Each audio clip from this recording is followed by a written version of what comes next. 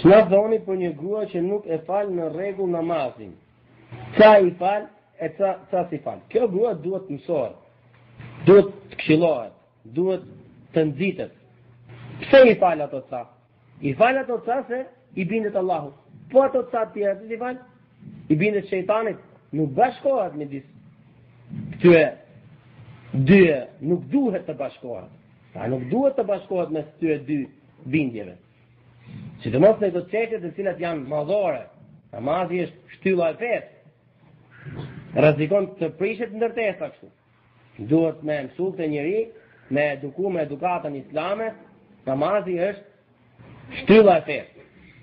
Rezultat i largimit nga dija, nga njohja Allahu subhanahu wa taala janë këto vepra. Pra, në njeriu sa namaze i fal, sa namaze nuk i fal.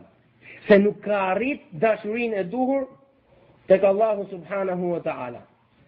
Nuk e don Allahun ashtu siç duhet. Nuk e ka frikë Allahun ashtu siç duhet.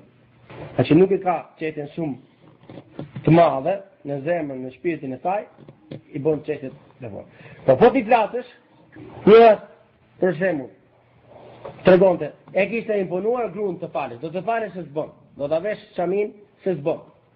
E ka imponuar, dhe gruaja herë fal, herë si fal. I ka imponuar dhe adhurime dhe besime dhe çështje të tjera në çështjen e besimit, me sa i bindet, me sa si bindet. E pyete personin, po ai që mësoi diçka për Allahun. Falyakun awwal ma tad'u ilayhi shahadatu an la ilaha illa Allah. Gjëja e parë që ti thrasesh njerëzim çështë tauhidin, ti flasësh për Allahun, ti flasësh për mirësitë që ka dhënë Allahu subhanahu wa taala. Sa ti tregosh se Allahu subhanahu wa taala është ai që duhet më shumë.